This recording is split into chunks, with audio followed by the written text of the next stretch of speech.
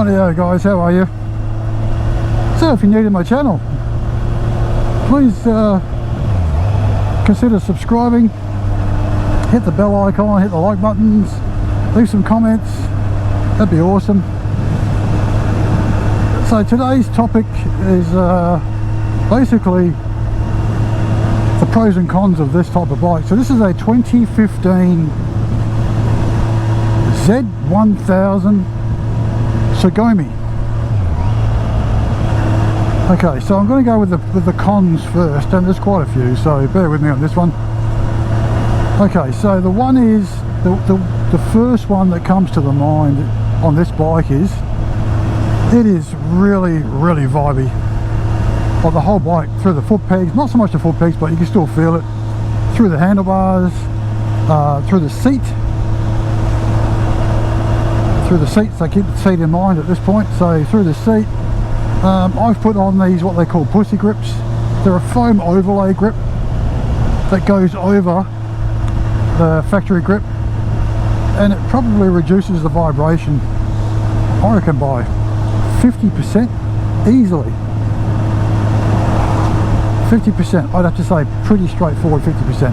Okay, so that's the first con for this bike.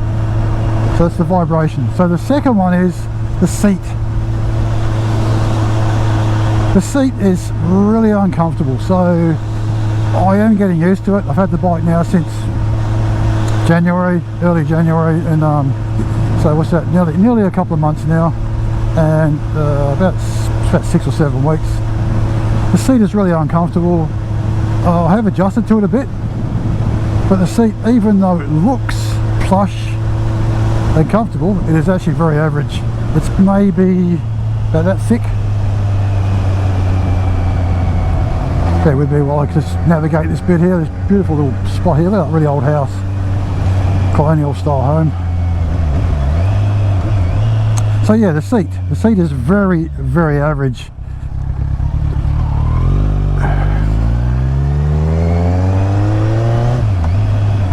There's a place there, used to be called By the Brook. That's actually like a restaurant come cafe. You used to be able to have breakfast and stuff in there. Looks like it's for sale now. Yeah, it's actually quite good. Okay, so that was 2.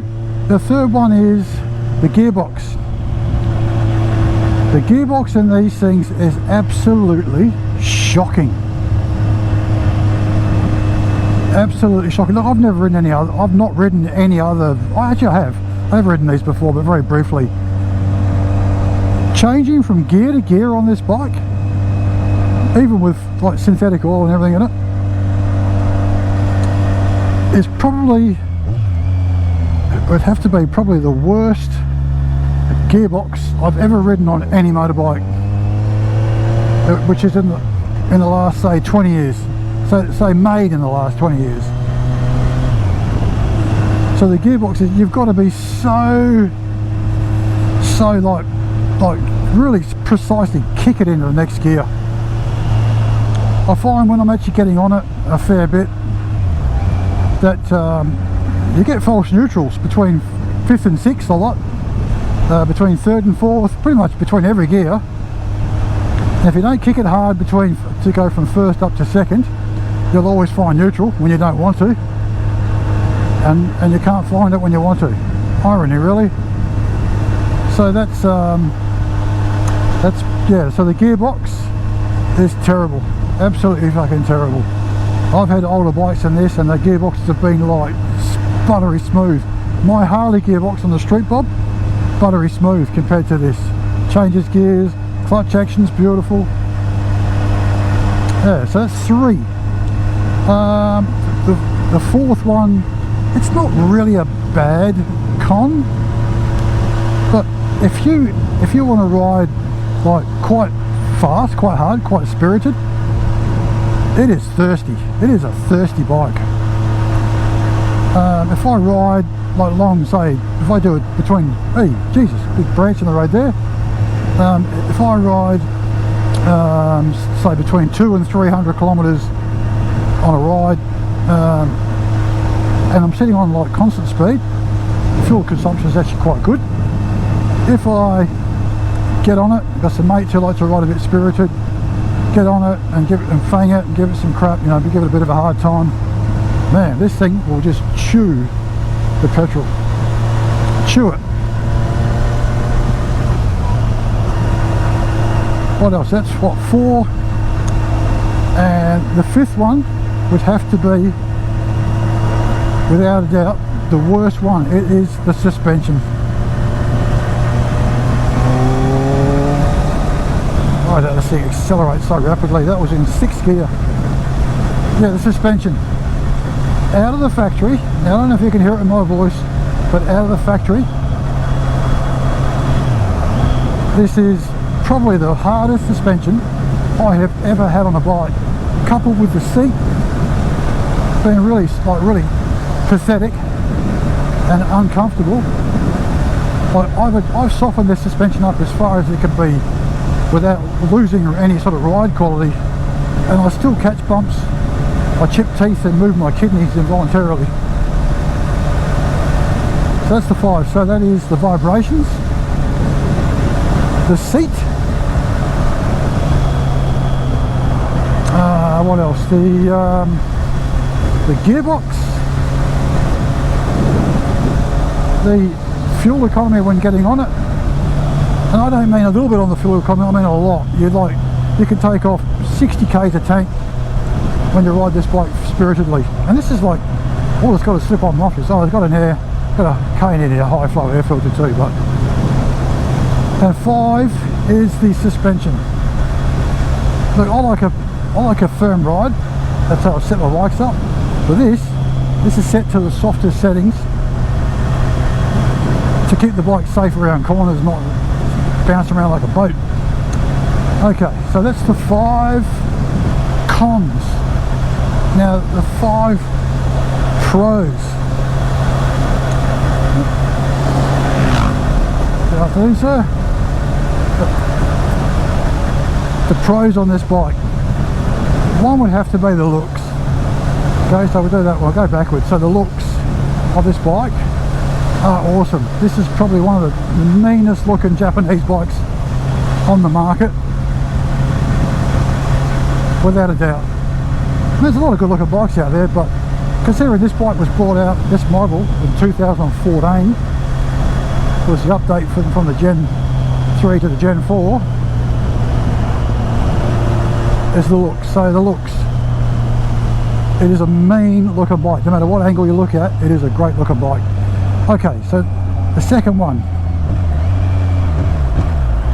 would have to be the fact that they've got 2 exhausts, one each side. It's very rare now that you find a bike that's got an exhaust both sides in the current market. Okay, no cars coming, let's go.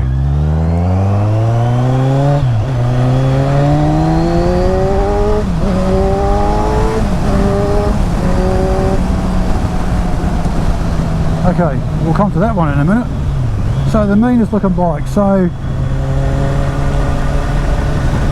okay, that's 2. The third one would have to be the way this bike sounds now with these pipes on. Man, this bike sounds so good. I hope the camera's picking it up. I really do. Jesus, this acceleration is ballistic. So the way the bike sounds, that's number 3. If you go back to my previous video, that was about my new Masari Street Series GP exhaust. They definitely make this bike sound good. Okay, so number 4. Now, it's a bit polarising to some people. I actually love it, but it's this dash. This dash is so cool. It is a bit close to you, so you really sort of feel a bit sort of like, hey, where's the dash supposed to be? But you look, you don't have to move your head. You just glance quickly down with your eyes and you see it. There it is. But what I do like about this bike, this dash, the most is the fact that it has 2 types of tachometers in it. So that one there, if you can see it, goes from 1 to 3,000. Okay. I'm just going to slow down a bit, so it drops down to underneath that. There's no one behind me. So 3,000, right? But from 4,000 to, I don't know, 11,500, 12,000, it opens up You see that white light there? That's part 2 of the tachometer. So 1 to 3, 4 to 11.5. That is awesome.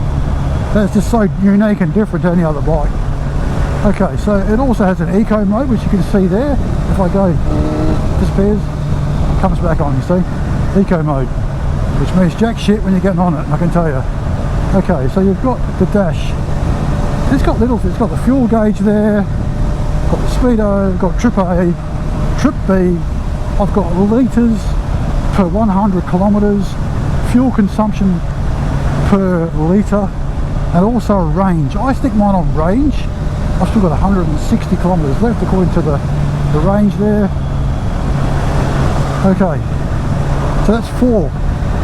Now the 5th pro to this bike is the donk in this thing.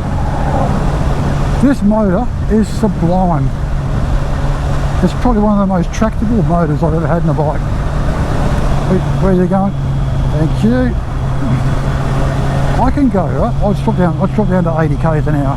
This is in 6th gear. Right, so it's still on 80 k's. Just a small roll. Up to 106 k's in about 1 second. It just hammers. That's in 6th gear. So the bike does seem like it needs another gear, which is a bit weird. But yeah, this motor, it is a 1043cc inline 4-cylinder. It's producing 142 horsepower. The Gen 3 model before this was 138, if I'm not mistaken. They gained 4 horsepower in the model change. It produces 111 Newton meters of torque. It is a little bit heavy. In stock form, curb weight is 221 kilos. Now a lot of that's the exhaust. So with these exhausts on the back, I've easily dropped, I don't know, 10 kilos with the tail tidy and dropping the exhaust. The exhaust weighs a ton, absolute ton. So there you go. So that's 5. So I'll quickly just touch on what we said about the pros. Is the looks of the bike. It's just such an aggressive looking bike. The sound of this bike. I've also got the what else I picked? The dash is an awesome dash. It handles quite well for a slightly heavier bike. And the motor in this thing is sublime. It is buzzy though, I will give it that. So that like 20 k's in the blink of an eye. Gotta slow down now, I'm coming down to 80 k's. So there you go guys. So if you're looking at buying one of these, keep the cons in mind, because they do really stand out. The biggest one is the vibration. This is a very, very vibey bike. So 5 cons, 5 pros. We're going to touch on everything pretty much. And overall, the bike is pretty good. The bike is pretty good. So anyway guys, if you want to ask me any questions about the bike, feel free. Put your questions or your comments in the comment section below. I will more than happily get back to you. It might not be straight away. I'll try and get back to you as quick as I can. I do try to reply to everybody. If I get notified you've made a comment, I do reply to you. That's one thing I try and do. So if you're new to the channel, please hit that subscribe button, hit the like button, hit the bell icon. And I'll be bringing you some more soon on the Street Bob. So that one's been a bit neglected lately since I bought this bike. But stay tuned guys, more coming soon. Thanks for watching. See you on the next one. Bye for now.